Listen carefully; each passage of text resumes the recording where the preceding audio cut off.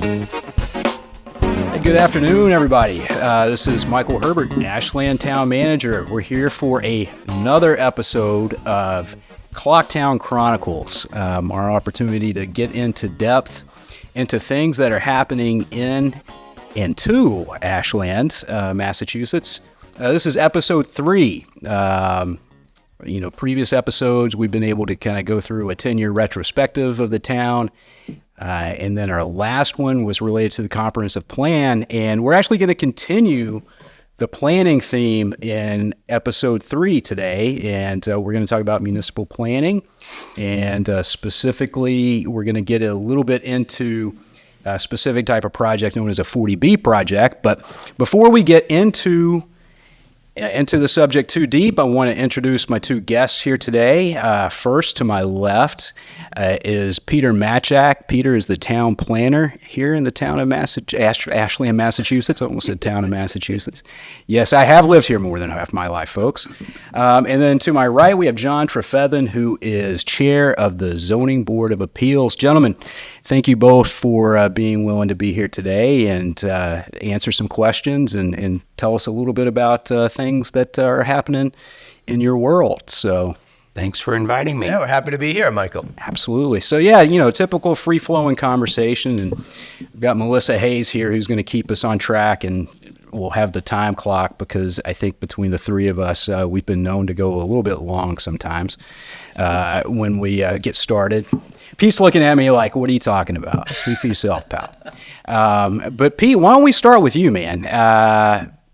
Pete and I have known each other for years, and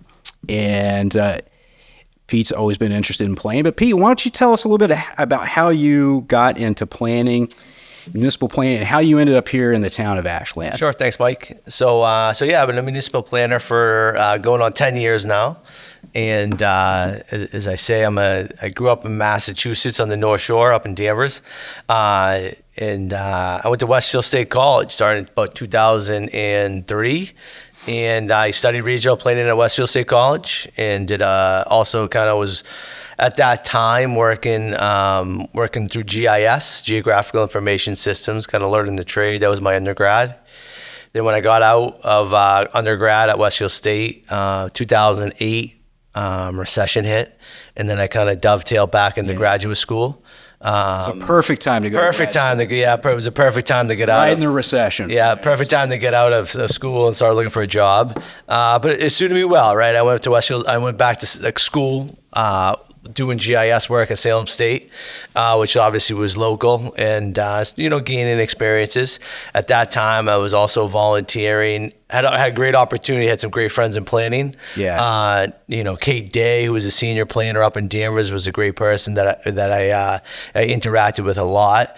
And at that time, I actually volunteered on the Danvers Rail Trail, which was a way for me to kind of get some municipal experience, kind of going. And that was a great project for the town of Danvers and for where I was, in my life. And then GIS, you're sitting behind a computer, sitting and clicking, I always say. Yeah. And there wasn't too much personal, connections going on. You're kind of, and I didn't want to be stuck behind the computer my entire life. And so at that point, I shifted gears and I went out to UMass Amherst, and I got into a graduate program out there for regional planning, landscape architecture, which was a great thing that I did. Landscape architecture? It was you had that part of your program was landscape architecture? Part of the program is landscape architecture. Oh. Yeah, but my focus was regional planning. But to tell you the truth, some days when I was when I was sick of writing papers, I always took a landscape architecture class to focus in on grading. Very interesting topics that landscape architects take. See, I had no idea about this about Pete. Yeah. And then, I got out, and then, I've been practicing planning at the municipal level. for 10 years. My first stop was in Hanover, then in Cohasset on the South Shore. You know, as a North Shore guy, I didn't think I would ever. I always joked around. I fell in the draft to the South Shore, and but I met some great people down there. Still good friends to this day, who I respect highly, and I still stay in touch with. And then about 5 years, a little over 5 years ago, I joined Ashland and I was hired by you, and it's been a lot. It's been busy, as you told me 5 years ago. Ashland, downtown Ashland would not be the same place it was 5 years ago, and I would say this is that you delivered on that promise with the renovations to the downtown and the renovations on Pond Street, and obviously the projects that we're working on. And the state is actually obviously in a different place after the pandemic. Planning's a little bit different too. So but yeah, right now we got the comprehensive plan going. And obviously a couple big projects coming through, but we've also dealt with some really big projects, complex projects. Yeah, for sure. I would say, the completion into the final permitting stage and seeing the final phase construction of Village of the Americas was a big part. That's 100 Chestnut Street. 100 Chestnut Street, the 174 units and 10,500 square feet of commercial. I think that's that was a real interesting project to work on, to permit, to understand. It's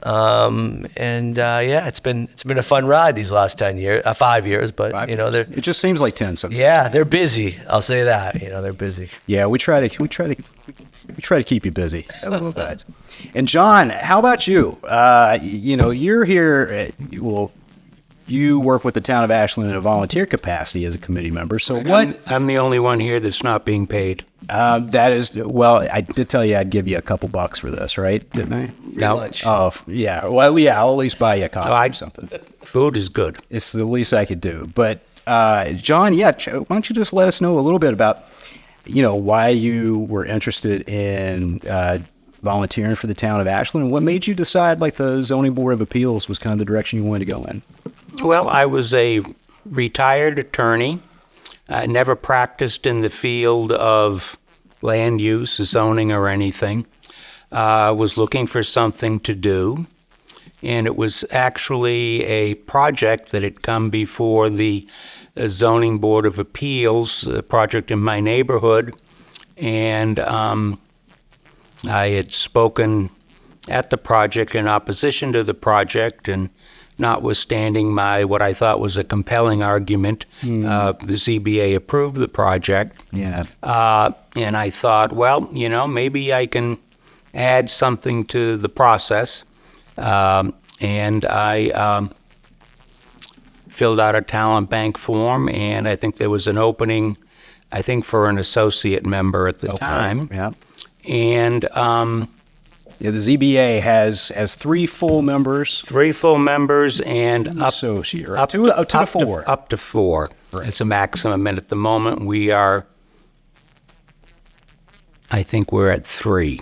Okay. And I was interviewed over the phone by one of the select board members at the time to sort of make sure that I understood the possibilities of conflict of interest and things of that nature. And I said I did.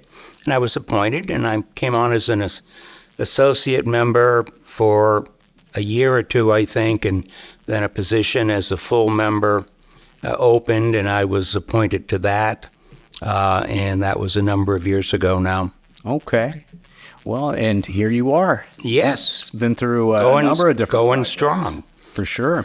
So, John, I'll just start hitting you with the hard questions right away, because you brought up something that, I wanted to lead into. And you said, one of the ways you got involved, or how you got involved, is that there was a project that was kind of affecting your neighborhood.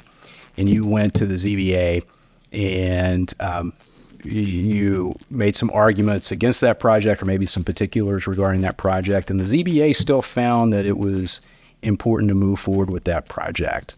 Let me ask you, being on the ZBA now, do you understand? Well, let me reframe this a bit. One of the things that we hear sometimes is that people, they go to either the planning board or ZBA or the select board, and they speak out against projects. And then a lot of times those projects move forward anyway, maybe with some conditions that have been impacted by the comments that the boards have received, but, maybe not. But sometimes it's hard to understand or help explain to people why some projects move forward when they don't want to see it move forward in the first place. Being in the chair position or being on the ZBA, can you understand, do you have a little bit of a better perspective now about projects in general? Well, I think, the short answer to that is yes. It was more the process and the matter that sort of caught my attention that I thought could have been improved, and that's why I wanted to become involved. And I keep that in the back of my mind now as we come before matters. I mean, the ZBA, unlike the planning board, we're really an appellate organization, as it were, is that the reason people come before us is because they want some change. What they want to do isn't allowed by right under the zoning bylaws, and they want either a special permit or a variance to allow them to do what they would like to do. Right. And in facing issues like that, one of the things that the ZBA tries to do at the very beginning, and it starts with the planning department when the applicants meet with Peter or Alvaro and review the process, and it continues with the ZBA, is explain to people not only what the process is, but what the ZBA can and can't do, and what we have to find in order to grant what they want to do. And that's not something that, the average layperson knows. Most of the people that come before us on special permits don't have an attorney with them, so they're proceeding pro se, and it's a new process for them. But I think communication and trying to get them to understand and help them understand what our limitations are as a board is helpful, right? Although they may not be pleased with the ultimate decision. Yeah, I would agree with that. I think people appreciate others who take the opportunity to explain to them kind of what your constraints are and what you're working on and what you have to work with. But you brought up a couple of technical terms, things like special permits and variances. And Pete, I'll turn to you. Maybe you can give the average listener just kind of an explanation of what those things are, especially as it relates to zoning itself, and kind of maybe just a high-level overview of what zoning is. Yeah, so obviously zoning kind of goes back to the turn of the century, mid-19th century, I think it's 1954. The Supreme Court kind of puts it in play through a rule in Euclid v. Ambler, which is a famous Ohio case. But zoning is there from an original statute point of view, is to protect health, safety, and welfare across the board. State of Massachusetts enacts the Zoning Act, I believe it's 1952. Most cities and towns in Massachusetts adopt, such as Ashland, to Ashland, we adopt zoning in 1954. And so that comes under Statute 40A in Mass General Law. And there's a couple of things to look at, right? There's the special permits, which is, obviously a special request regarding a use that can, in some towns, depending on the organizational structure, that could go to the Zoning Board of Appeals or it could go to the Planning Board. Across the board, it differs, and I think it's kind of when those zoning bylaws are updated or drafted, the organization or those hearings are held by separate boards, right? Variances in Massachusetts are always held and granted by the Zoning Board of Appeals. That's under Section 10 of Mass General Law 40A. So if you want to do something that's not within the zoning, correct, you need to go seek variance. And so in Massachusetts and in typically in most communities, the state and communities have adopted the ability to grant dimensional variances, right? Ashland is in the Zoning Board of Appeals is allowed to grant dimensional variances, not use variances. And what do you mean by dimensional variances? Dimensional variances are regarding setbacks, right? How far you can build in relationship to the street, your side setbacks, your rear setback.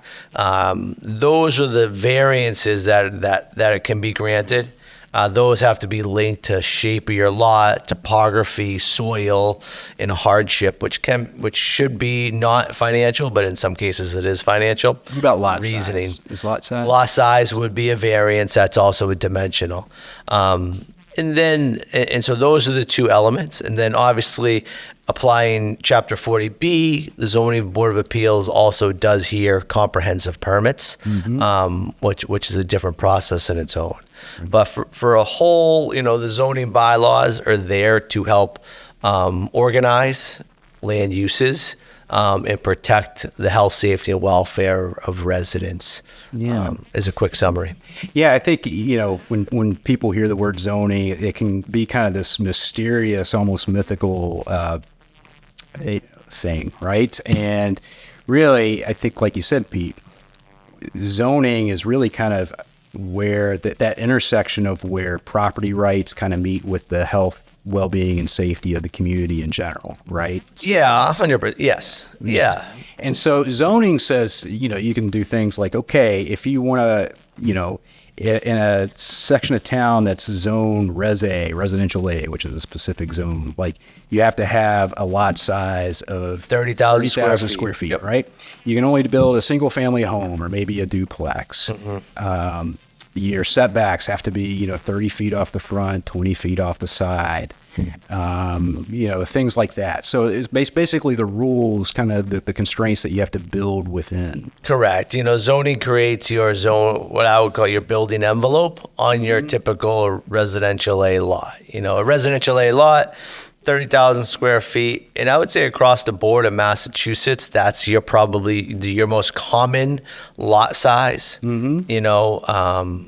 It's a big, 30,000 square feet is a big lot, right? And I think that's a discussion point. But typically across the board, within subdivision development, you're looking at 150 feet of frontage on a roadway, and you're looking for 30,000 square feet of space. So, I think, in the simplest terms, let's just say you're a homeowner or you're a landowner, right? You go in and you buy a lot of land, a lot, and it's, zoned residential A. If what you want to build, which is a single family home, meets the zoning, all you need to do is just go to the building commissioner and pull a building permit. That's correct. Yeah. You can start building. 100%. Yep. For any residential single family house on any, vacant piece of property, right? And meanwhile, those are hard to come by these days. Right. Vacant pieces of property, a buildable lot.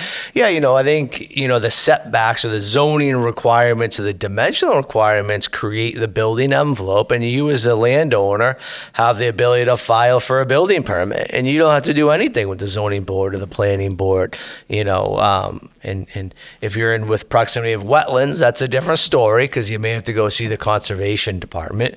But if you have septic or versus sewer, another question, then you got to go talk to the Board of Health or the DPW regarding how do you connect to the infrastructure. But yeah, no, you do have the property right. It's within your bundle of sticks, as sometimes lawyers kind of relate to. No offense there, John. No lawyer jokes. Former lawyer, so it's okay. Okay. to apply for a building permit. And then, with some of these larger projects that people see, some of these apartment buildings, multifamily buildings, some of the condos that were built back in the 80s, there's a little bit more involved of a planning process, right? Yeah, 100%. When you're talking about a big project, right? You're talking about, over on Chestnut Street, for example, right? The Village of the Americas, the final phase, the mixed-use phase. The one's being constructed, right? The one's under construction right now. That was permitted through the planning board, not the ZBA, due to the zoning. But they have to go through site plan review, it's called, right? So it's a little bit more complicated, right? You have to look at the number of parking spots, the ratio of parking to the number of units, the residential versus the commercial. Most importantly, safety. access for the fire department. Can their trucks maneuver the site, moving around the site? And then what's become more, increasingly important, not just at the town level, but from the state level, is stormwater and stormwater review. And to make sure that whatever you build, whatever water you displace that used to functionally dissipate through that site, can now be mechanically and engineered to stay on that site, to infiltrate through that land area. And you're not passing that water, that sheet flow, over to an adjoining property. That's now against the law.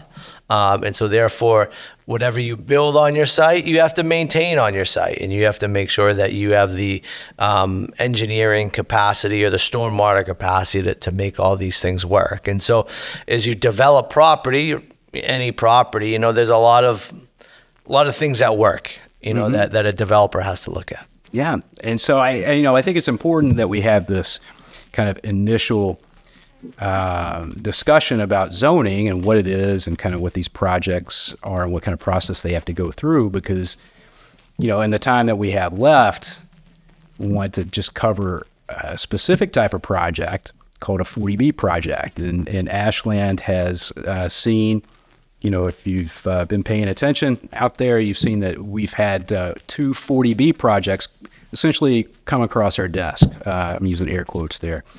And 40B projects are, they can be pretty involved from an administrative and a bureaucratic process, but they are very, very, very controversial projects. And Pete, now that we've talked a little bit about zoning and what zoning is and what zoning covers, why don't you explain to us what 40B is and what a 40B project is?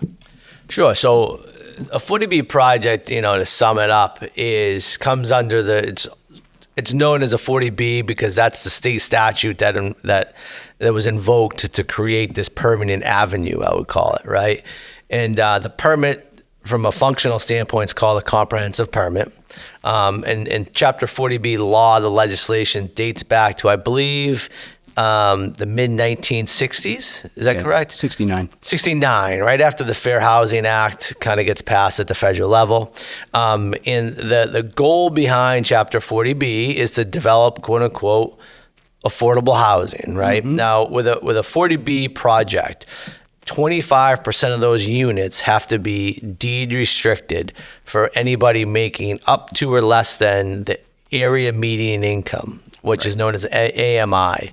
That's a census-driven statistic, and we in Ashland are part of the Boston, Cambridge, Quincy census metropolitan area, right? And so that's just kind of one of the things to remember. But Chapter 40B, if a developer is proposing a 40B project, a comprehensive permit, they have to go to the state and get what's known as a letter of eligibility, and then they can file with the local zoning board of appeals.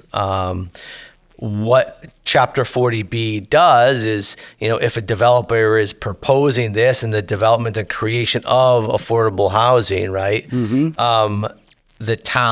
developer gets to create what's known as a list of has to submit what's known as a list of waivers, right? And they almost sidestep a community zoning bylaws. Regarding height, densities, scale in some instances, right? And so that's kind of what's at play here. Yeah. What does the town get in return, right? Well, Chapter 40B, another subsection of the law, requires all towns in Massachusetts, cities and towns in Massachusetts, and demands all cities and towns in Massachusetts is to have 10% of their housing stock be affordable, right? So with a 40B project, you're only creating 25% affordability at a deed restricted level. However, the community gets to add all units onto what's known as the subsidized housing inventory. Right. SHI for short. And so for simple mathematical numbers right here, if a project, say, of 100 units of rental units is proposed, 25 units have to be deed restricted for people making up to or less than 80% of the area median income. And then all 100 units of that project is added to the town's subsidized housing inventory. And that's for rental projects. And that's for rental projects. You only have to add the 25. Right. Correct. And just right now, just for a matter of the conversation, the town of Ashland is at 5.62% affordable housing. And it's interesting because, so in 1969, the reason the legislature created Chapter 40B is because suburban communities were actually passing zoning and implementing zoning that kept multifamily housing and affordable housing from being built.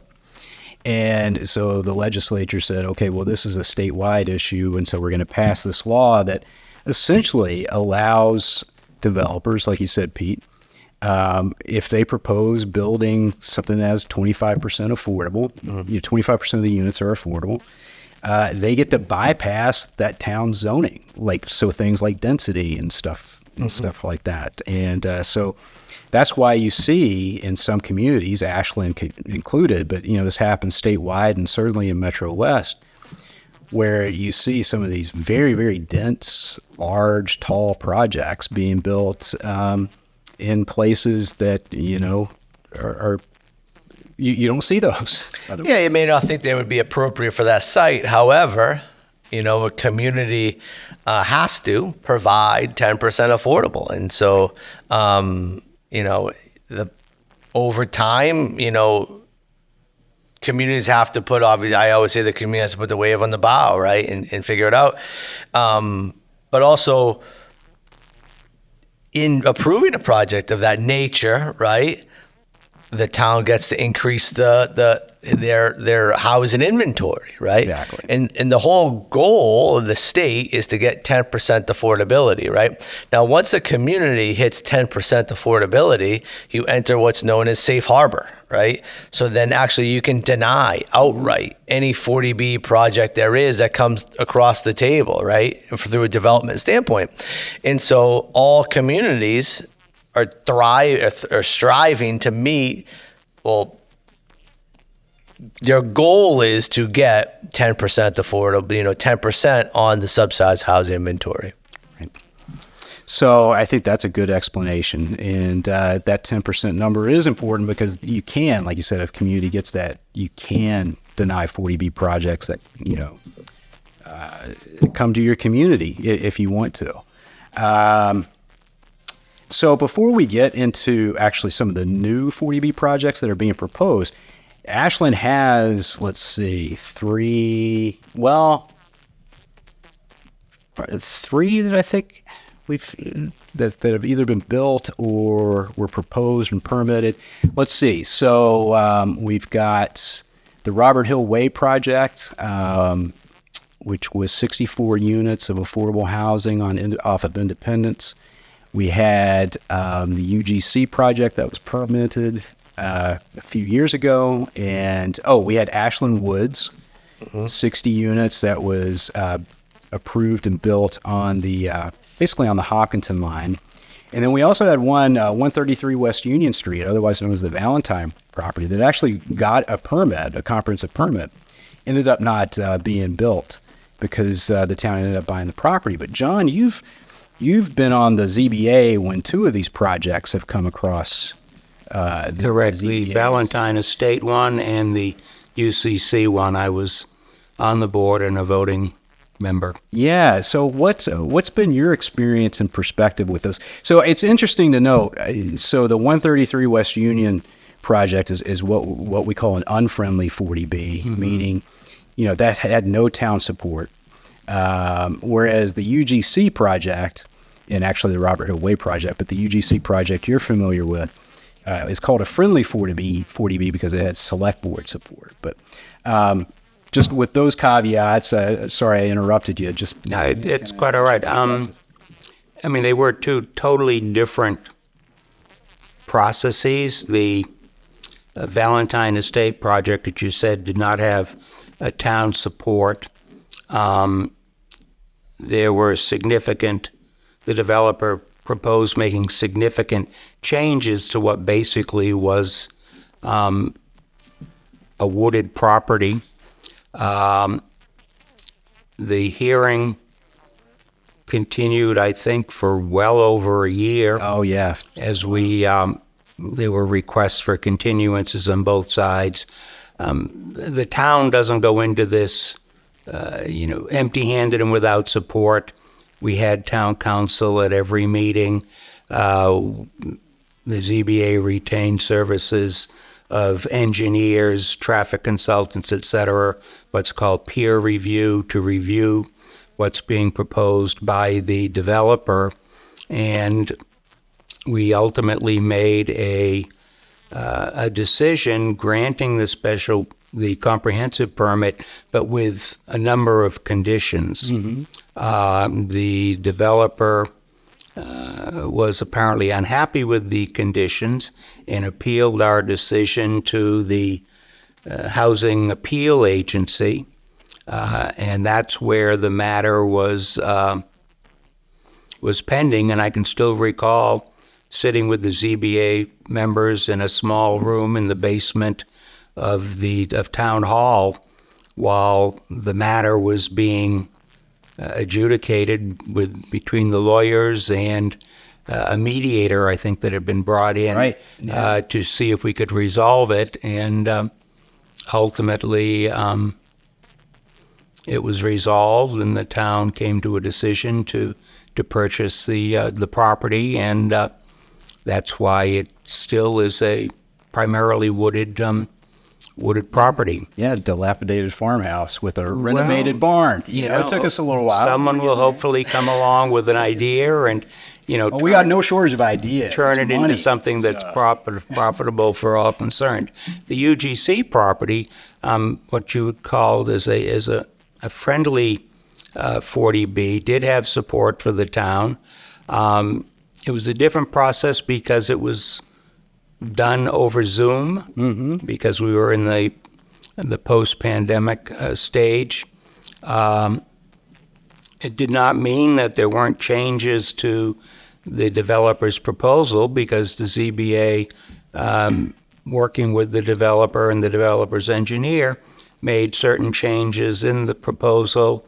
Particularly the one that comes to mind is the exit onto the roadway heading down to 126. There were concerns about people walking and not being able to have a sidewalk and whatnot, but ultimately it was approved, and we thought all was well. But then subsequently litigation was started by a third party, and things are on hold until that litigation is resolved.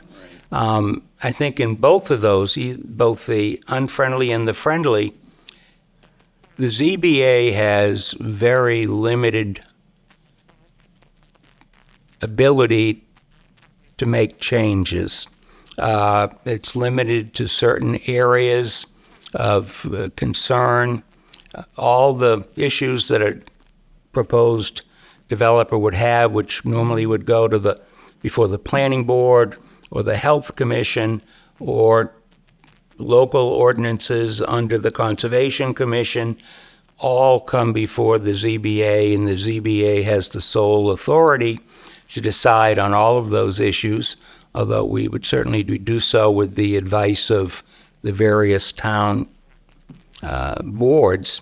But we really can't just say, oh, we don't like the project. Right. There has to be, we can perhaps change size, we can change the design, perhaps change the location of a building on the site, things of that nature, if it's supported by a sound basis. You have to have evidence. You have to have some evidence of why what the developer is proposing doesn't work.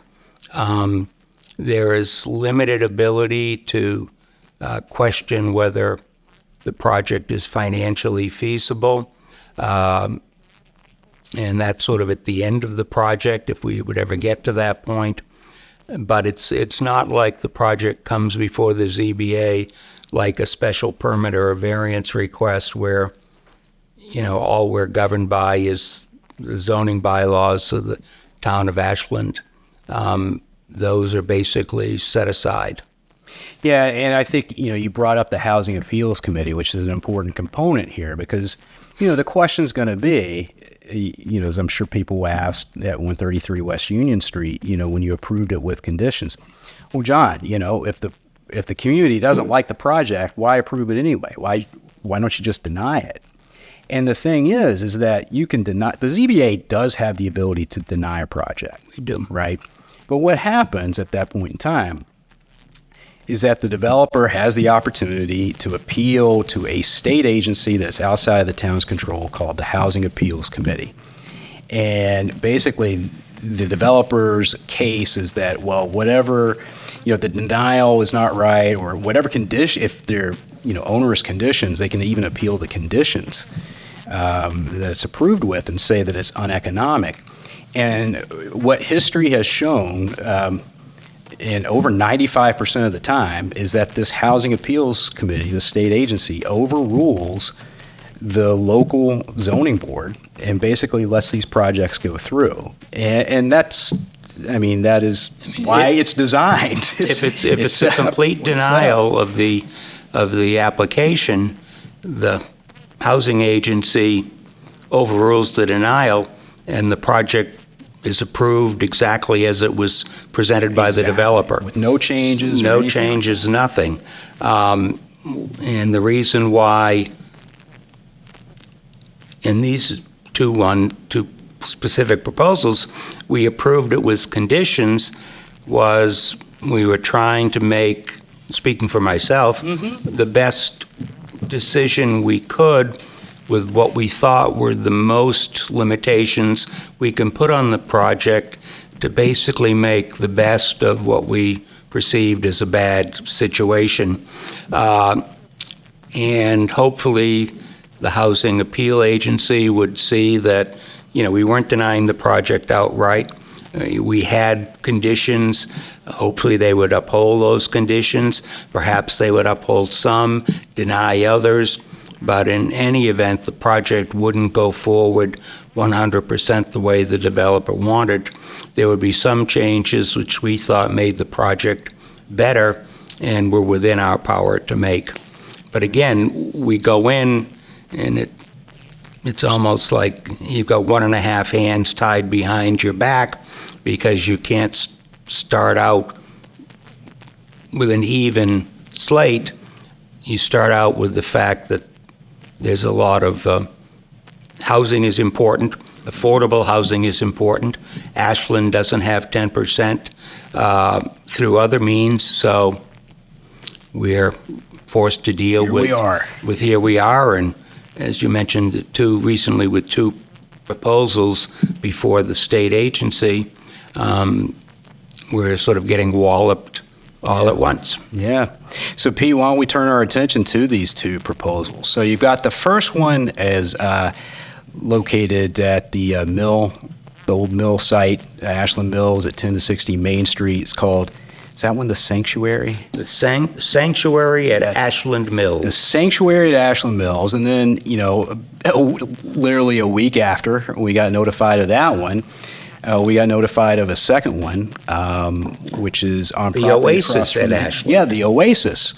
I love how they come up with these names. Well, interestingly, the developer apparently has two previous projects, one in Plymouth and one Plainville, yeah, that are the Oasis at. So this perhaps is fits the theme that's going forward. Yeah. Yes. So Pete, why don't you tell us a little bit about these two? So the first project, Michael, that you mentioned is at the 10 to 50 Main, 10 to 60 Main, whatever, going by the addresses in the assessor's database. But that project is proposed for 250 units. Unlike other 40Bs, there's actually a commercial component to this 40B project, the commercial component that's being proposed is in the historical 10 Main Street.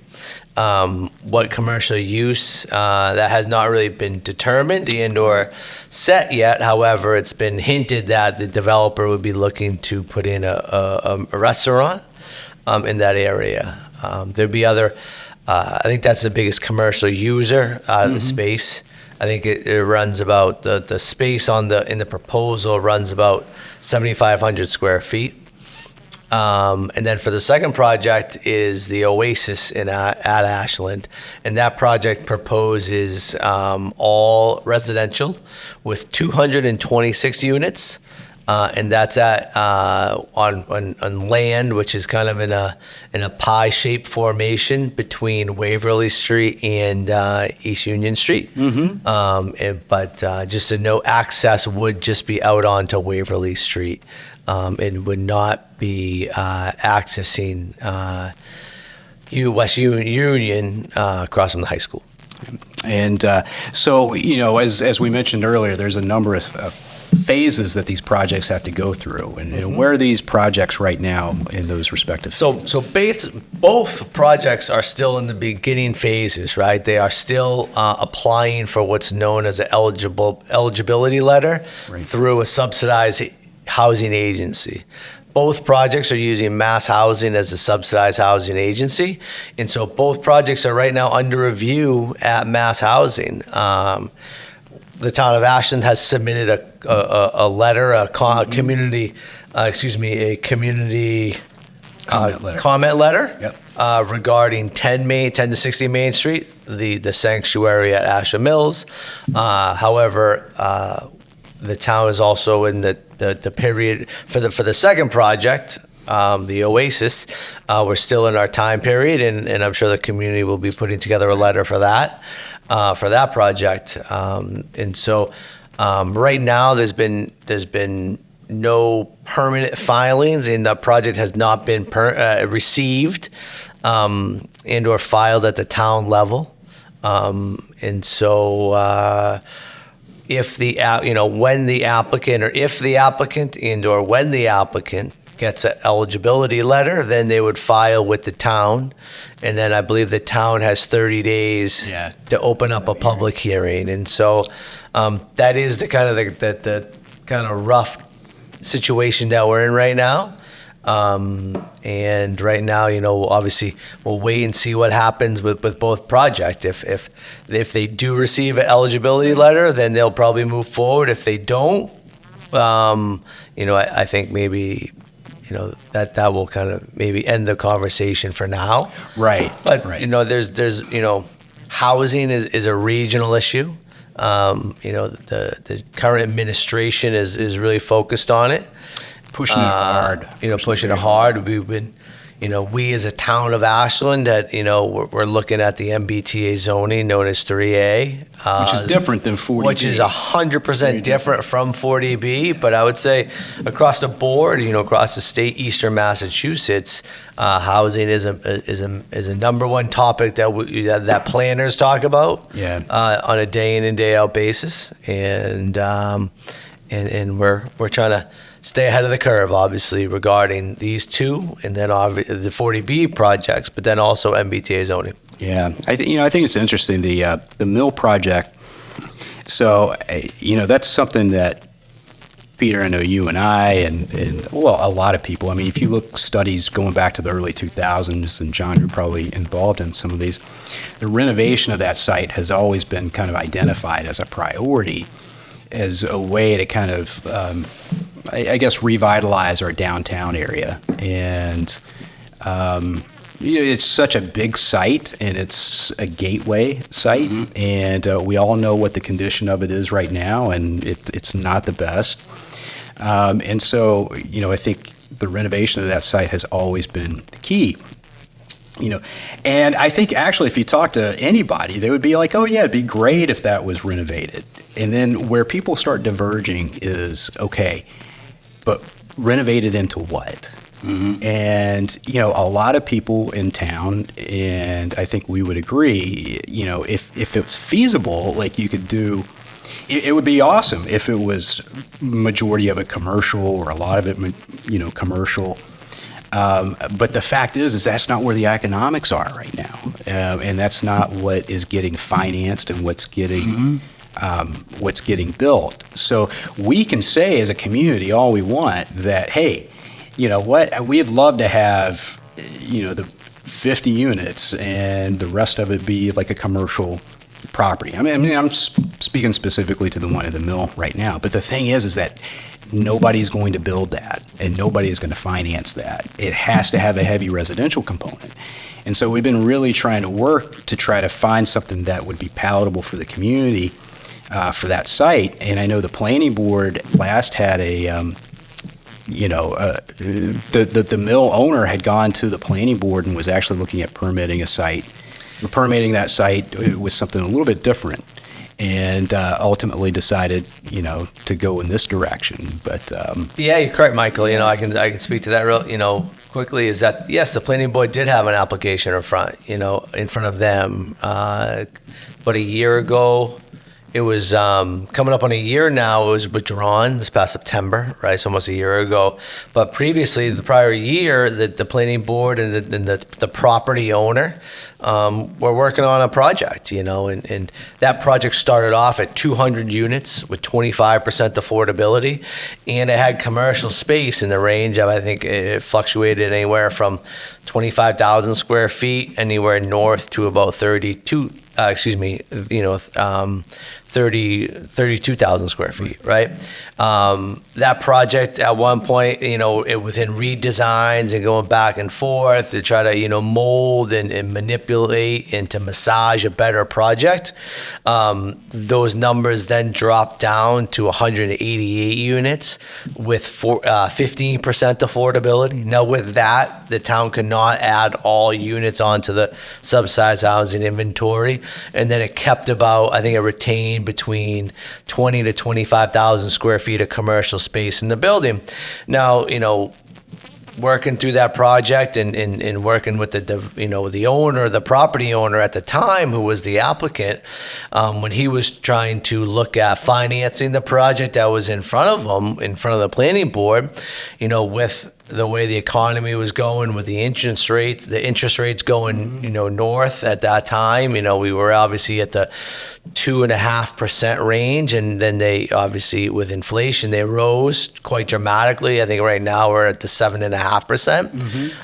Also, in addition, construction costs, labor costs, material costs, the project that was there at that time was not feasible. Right, from a financial standpoint. And so then obviously the developer, the owner of the property, who was the developer, withdrew the project without prejudice from the planning board, and he obviously went back to the drawing board too. I think he wants to make an investment into that property. I think and to see the best use of his property, to see through with the best use of his property. And with, as a property owner, he has the ability to do that within his property rights. But yes, the planning board did work on a project. However, it didn't really work out into fruition, and it was not completed through that permitting process or that review process. And with that said, however, a project is back again in front of the planning board. A project is back again, not in front of the planning board, but right now with a subsidized, with a state agency, and could be in the future submitted to the Zoning Board of Appeals. And I think it might be helpful to sort of recognize the mass housing when they consider whether or not to give approval to the developer, what they consider. Right. Specified, very specified. It's very criteria. specified items. They look at whether the project is generally eligible for the 40B. Right. Is the site generally appropriate for what's being proposed? Is the conceptual project design generally appropriate for the site? Does the developer have control of the site? And is the project financially feasible? And those are all sort of very general, conditions. So Yeah. I'm not sure whether mass housing goes back to the developer with questions or what have you. Their mass housing's sort of informational site talks about a 90-day process from the date of their receipt of the documents to when they make a decision. Sounds about right. And we've gotten a 30-day extension of time on our 30-day comment period. So arguably maybe we're looking at 120 days. They're not bound by that. They can take as much time as they want, but that in their handouts, that's what they sort of give as a guideline. Yeah, we submitted that comment letter to Mass Housing for the mill site last Wednesday, I believe. Okay. So we'll be interested. And then we have until the 27th or the 29th of June for the other one. Yeah, I think right now, obviously, we are as a town for the mill, for the Ashland Mills, we've submitted a comment letter, and now we're awaiting news, and to see how that project moves forward. And if the projects are ultimately authorized by Mass Housing and are filed with the town, there are very specific time frames that the town has to abide by, or we run the risk of the proposal being automatically approved. Yeah. We have to schedule and can open a public hearing within 30 days of the date that the town received the documentation, and I believe the hearing has to be concluded within 180 days, although that period can be extended by agreement of the developer and the town. And my understanding, and talking with town council on other previous matters, that those extensions are usually granted by the parties. Yeah, 100%. I think we do, when a project does come in, you have to abide by the timeline and the time frame set out in the statute. But yes, continuances are often granted throughout a permitting process. I think for the UGC project, which is on Memorial Drive, I think that took about, from the start to finish, wire to wire, I think we're probably like 6 to 8 months. Yeah, I would say in that time period, and obviously we're outside of the 180 days, but there's typically obviously with good faith, both parties do extend. Yeah. All right, well, gentlemen, we're actually quickly running out of time. Is there anything else that you want to make sure that you have our listeners know? Nope. I mean, just that in the event that we do receive a comprehensive permit application and there is a hearing opened, the public will be given an opportunity to speak at the public hearings. Oh, that's good. And good information. let their position be known.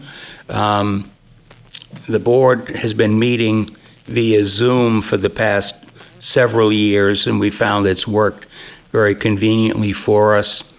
With a 40B proposal, I think we may need to revisit that and begin meeting in person,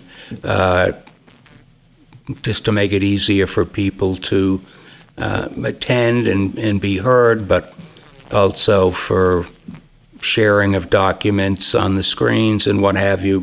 But that's not something that the board has really discussed, but that's where my brain has been going. Okay. And so right now, up on the planning website, the planning section of the town's website, we have information on both projects. That's correct. So actually all projects in town that go through the planning office for either planning board and or zoning board, I'll take the time to plug that. All information is up on the website under the current projects page.